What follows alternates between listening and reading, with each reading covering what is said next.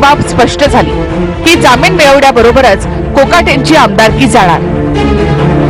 कायद्यानुसार लोकप्रतिनिधीला 2 वर्ष किंवा 2 वर्षापेक्षा अधिक शिक्षा झाल्यास आमदारकी किंवा खासदारकी रद्द होते। हायकोर्टाने जामीन मंजूर करत असताना कोकाटेंना सत्र न्यायालयाने दिलेल्या शिक्षेवर स्थगिती दिलेली नाही। आमदारकीचा निर्णय विधानसभा अध्यक्षांनी घ्यावा असं हायकोर्टाने म्हटलं। त्यामुळे आता विधिमंडळाला कोकाटेंच्या आमदारकीवरून निर्णय घ्यावा लागेल, म्हणजेच कायद्यानुसार आमदारकी जाणार हे निश्चित आहे। दरम्यान हायकोर्टाचा निर्णय येताच विधिमंडळाच्या सूत्रांकडून माहिती समोर आली।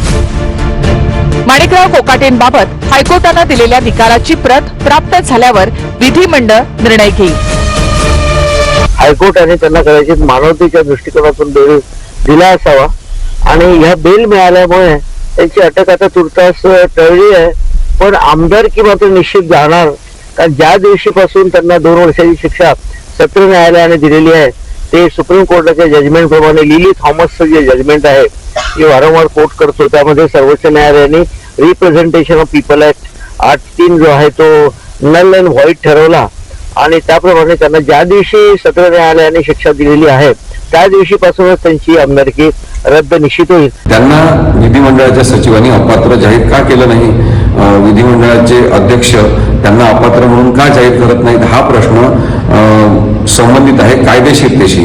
आणि माझं असं स्पष्ट मत आहे की विधिमंडळाचे सचिव असतील किंवा विधानसभेचे अध्यक्ष असतील हे सगळेजण सर्वोच्च न्यायालयाचा अपमान करीत आहेत आणि मंत्रिपदाचा त्यांनी राजीनामा दिलेलाच आहे। ते मंत्री होऊ शकत नाही, ते आमदार होऊ शकत नाही आणि त्यामुळे माणिकराव कोकाटे हे आता आमदार नाहीत कायद्याच्या दृष्टिकोनातून, हे अत्यंत स्पष्ट आहे। तर कोकाटेंच्या विरोधात याचिका करणारे आशुतोष राठोड यांनी सुप्रीम कोर्टामध्ये धाव घेण्याचा निर्णय केलाय।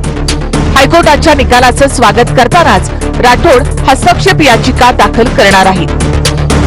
बघा, याच्यात आजचा माननीय उच्च न्यायालयाचा निकाल हा अतिशय स्वयंस्पष्ट आहे। आजच आम्ही माननीय सुप्रीम कोर्टात प्रक्रिया पूर्ण केली आहे तातडीने आणि आता याच्यात राहिला डिस्क्वालिफिकेशनचा प्रश्न। तर डिस्क्वालिफिकेशन हे 16 डिसेंबर 2025 रोजी झालेलं आहे आणि त्याच्यावर शिक्कामोर्फत आजच्या निकालाने झालेलं आहे।